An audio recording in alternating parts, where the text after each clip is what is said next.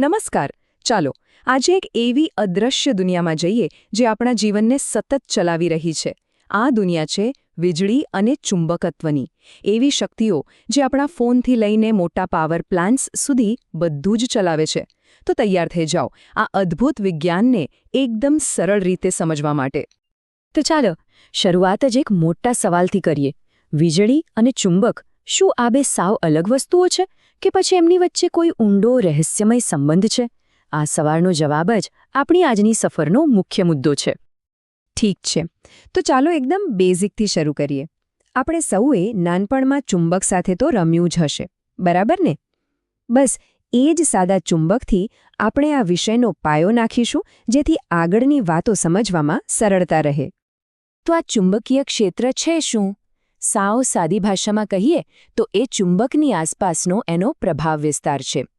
એક એવી અદૃશ્ય બાઉન્ડ્રી જેમાં કોઈ લોખંડની વસ્તુ આવે તો ચુંબક એને પોતાની તરફ ખેંચી લે. આપણે એને જોઈ નથી શકતા, પણ એની અસર ચોક્કસપણે અનુભવી શકીએ છીએ. હવે આ જુઓ, આ જ તો વિજ્ઞાનની મજા છે. જે દેખાતું નથી એને પણ આપણે જોઈ શકીએ છીએ. અહીં લોખંડનો ભૂકો જાતે જ એક સુંદર પેટર્નમાં ગોઠવાઈ ગયો છે. આ જે લાઈનો બની છે ને, એ જ છે ચુંબકની અદૃશ્ય શક્તિની રેખાઓ, જેને આપણે ચુંબકીય ક્ષેત્ર રેખાઓ કહીએ છીએ.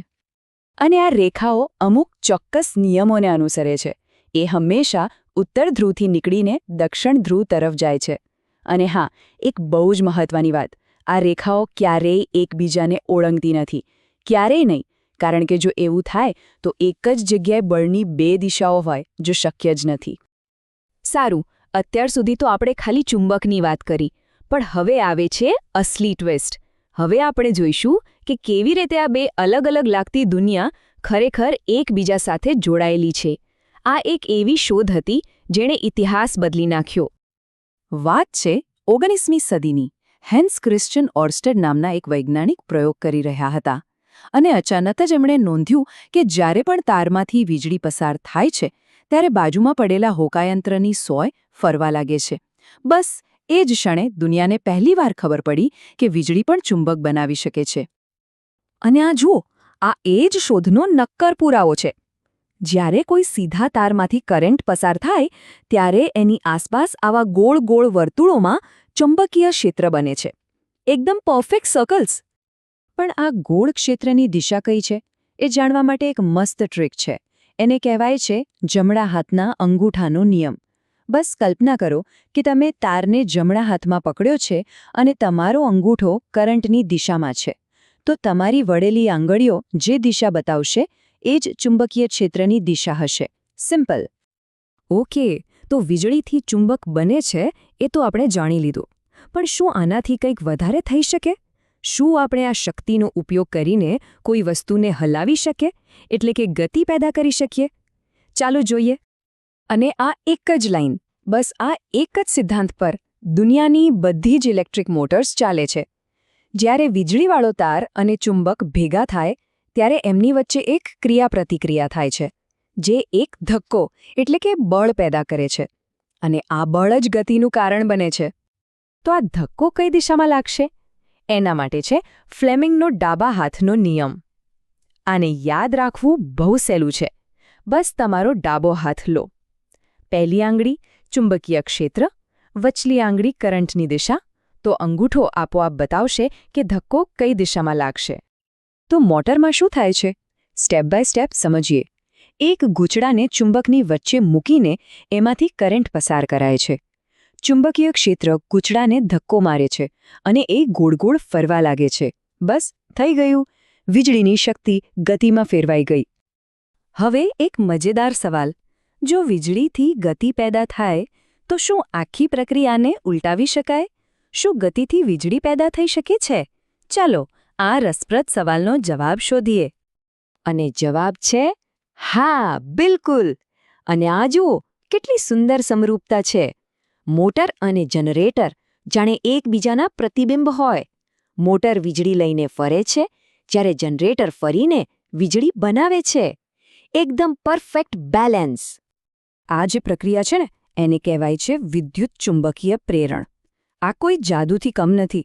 જ્યારે પણ આપણે કોઈ તારના ગૂંછળા પાસે ચુંબકને હલાવીએ એટલે કે ચુંબકીય ક્ષેત્ર બદલીએ ત્યારે ગૂંછળામાં આપોઆપ વીજળી પેદા થવા લાગે છે. દુનિયાના લગભગ બધા પાવર પ્લાન્ટ્સ આ જ સિદ્ધાંત પર ચાલે છે. યાદ છે પેલો ડાબા હાથનો નિયમ મોટર માટે? તો જેનરેટર માટે છે જમણા હાથનો નિયમ. અહીં પણ એવું જ છે. અંગૂઠો ગતિની દિશા બતાવે, પહેલી આંગળી ચુંબકીય ક્ષેત્ર, તો વચલી આંગળી આપણને જણાવશે કે વીજળી કઈ દિશામાં પેદા થઈ રહી છે. સારું, આ બધી મોટી મોટી વાતો તો થઈ ગઈ, પણ આ બધું આપણા ઘરમાં ક્યાં કામ આવે છે? ચાલો હવે જોઈએ કે આ વિજ્ઞાન આપણા રોજિંદા જીવન સાથે કેવી રીતે જોડાયેલું છે. આપણા ઘરમાં જે પ્લગ પોઈન્ટ છે ને એની પાછળ આખું વિજ્ઞાન છુપાયેલું છે. ભારતમાં સામાન્ય રીતે 220 વોલ્ટનો પાવર આવે છે. આપણા વાયરિંગમાં 3 તાર હોય છે, લાઇવ, ન્યુટ્રલ અને એક સુરક્ષા માટે અર્ધિંગ. અને હા, બધા ઉપકરણો સમાંતર રીતે જોડાયેલા હોય છે જેથી દરેકને સરખો પાવર મળે અને કોઈ એક વસ્તુ બંધ કરવાથી બધું બંધ ન થઈ જાય. અને આપણા ઘરનો એક નાનો પણ સૌથી મોટો હીરો છે ફ્યુઝ. આ એક નાનકડો સેફ્ટી ગાર્ડ છે.